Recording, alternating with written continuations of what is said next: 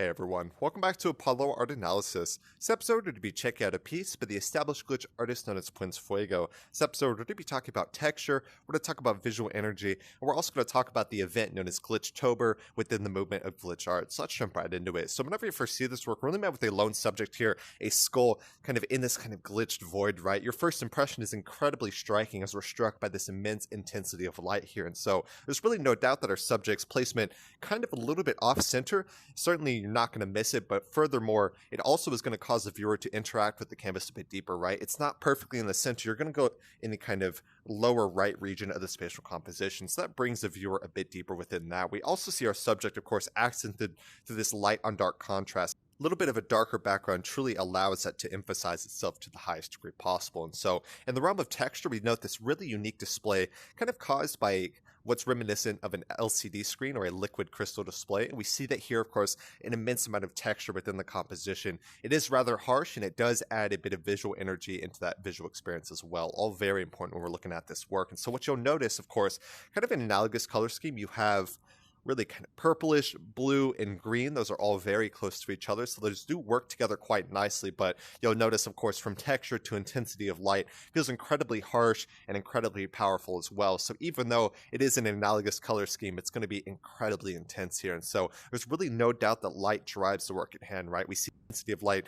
everywhere from our main subject's blue to that green, that striking kind of magenta purple there. So always going to catch your eye, incredible amount of vibrance within the work at hand. That also adds that visual energy that we were talking about a bit earlier. And so what you'll notice here, of course, an incredible amount of torn pixels just kind of stretched down endlessly. It truly looks like a cracked screen in some type of ways here as well. So what you'll notice is this incredible sense of motion. It's almost as if our subject is being pulled downwards towards the descendant.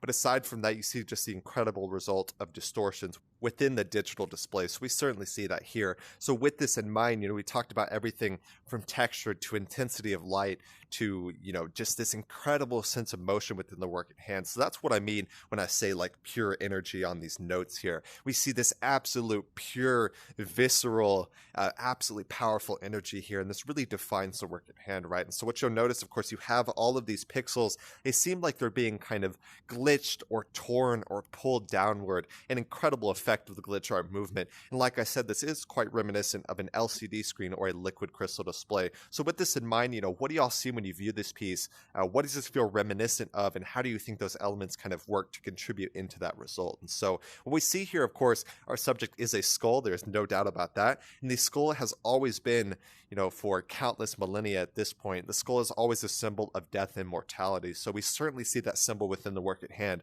Although the work is incredibly vibrant, incredibly kind of possessed by this visual energy, the placement of a skull or the symbol does make it feel quite dark. So all in all, an absolutely amazing work, and I hope y'all enjoyed this one today. This does belong to the glitch art movement, so the glitch artists always look to deliberately distort a digital display to create a result such as this before us here. And so all in all, the glitch art movement has seen an incredible rise, especially in the past decade. So incredibly important that we look at a work like this and kind of break it down as much as we can. I believe this was created in Glitch Lab. The artist does talk quite a bit about that application of Glitch Lab. So if y'all want to get into glitch art, I would totally suggest that here. And so this is an edit, so all in all, y'all can kind of point to that as the medium itself. What you'll also notice, the artist was talking about this kind of idea of Glitchtober. And so Glitchtober is this month-long event within the month of October that glitch artists always participate to try and contribute to that. I believe you do a post each one a day. I'm not 100% sure on that. But aside from that, we certainly see how Glitchtober events, fun events such as that can bring a community together, especially within a movement or a style such as glitch art. So absolutely amazing work. I hope y'all enjoyed today.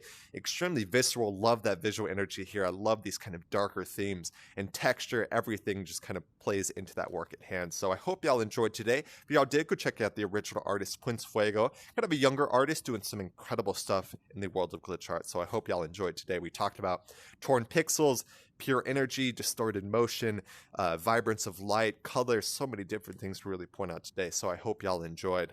My name is Apollo. This was Apollo Art Analysis, and I'll see y'all on the next episode.